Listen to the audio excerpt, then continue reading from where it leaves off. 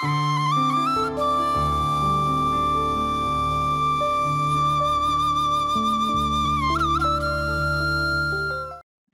தொலைக்காட்சி பார்வையாளர்கள் எல்லோருக்கும் இனிய காலை வணக்கம். இன்றைய நாள் நல்ல நாளாக அமைய உங்களை வாழ்த்துவதோடு இன்றைய முயற்சிகள் யாவும் வெற்றி பெற வேண்டும். ஆகவே வெற்றி பெற வேண்டும் என்றால் வெற்றி பெற வேண்டும் என்று நாங்கள் மனதுக்கு நினைப்பதனால வெற்றி பெறப் போவதில்லை.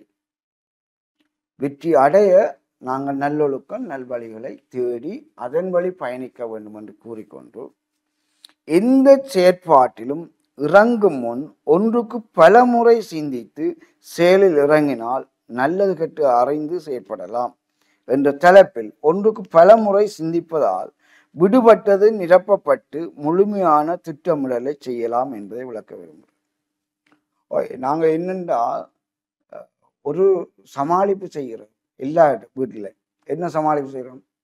தவறுதலாக நடந்து விட்டது, கேர்லெஸ் மிஸ்டேக்.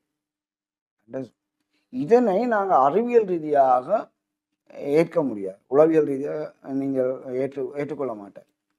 அது என்ன கேர்லெஸ் மிஸ்டேக், அது என்ன தவறுதலாக நடந்துட்டு. அதற்குத்தான் இன்றைய சிந்தனை. ஒரு செயல் இறங்க முதல் பல முறை சிந்தி. உங்களுக்கு கேள்வி வரலாம், ஏன் ஒரு முறை சிந்திச்சா சரி வராது ஒன்று உங்களை கேள்வி கேட்கலாம். அப்போ ஒரு முறை ஒழுங்காக திட்டம் திட்டினால் பல முறை எதற்கான உங்கள்கிட்ட கேள்வி வரும், நான் ஏற்றுக்கொள்கிறேன். ஆனால் ஒரு முறை சிந்திக்கும் போது நீங்கள் ஒரு பார்க்குற வட்டம் அல்ல சிந்திக்கிற வட்டம் அல்ல நீங்கள் ஒரு எதிர்பார்ப்பு இருக்குந்தான், அந்த எதிர்பார்க்கின்ற வட்டம் சிறிதாக இருக்கும் முதல் முறை சிந்திக்கும். அதுக்கேற்ற மாதிரி நீங்கள் திட்டங்களை உங்களுடைய எதிர்பார்ப்பு இலக்குகளை சுருக்கமாக குறித்து வச்சிருக்கலாம். ஆக ஒரு முறை சிந்தித்த பிறகு ஏன் மற்ற முறை சிந்திக்கணும் என்றால், நான் இவ்வளவு சிந்திச்சேன், இதை தவற விட்டு விட்டேன், எவரை பங்கு பெற வைக்க விரும்பவில்லை அல்ல விட்டுவிட்டேன், பங்கு பெற அழைக்கவில்லை, இதனை ஈடுபடுத்தவில்லை. அப்ப நாங்க இரண்டாம் தரம் சிந்திக்க அப்படிதான் சிந்திப்போம். சரி, மூன்றாம் தரம் சிந்திக்க என்ன செய்யறோம்?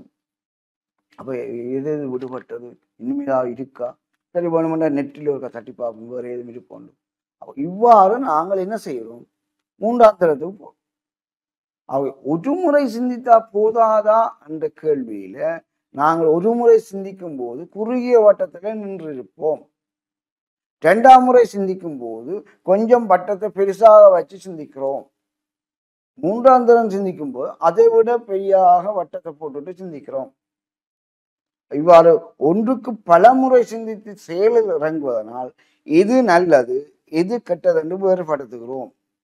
எதை ஊரார் ஏற்றுக்கொள்வர், எதை ஊரார் ஏற்றுக்கொள்ள மாட்டார்கள் என்று படித்துக் கொள்கிறோம்.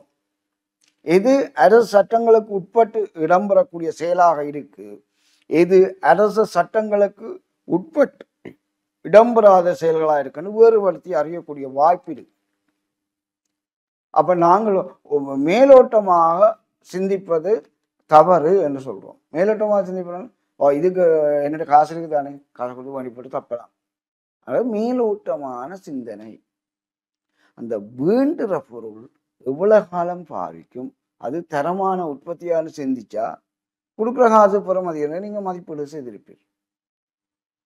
அப்ப எங்க சிந்திக்கிறோம்? காசு இருந்தா வேண்டலாம்ன்றது தவறான கருது, காசு இருந்தா இதனை அடையலாம் என்பது தவறான சிந்தனை.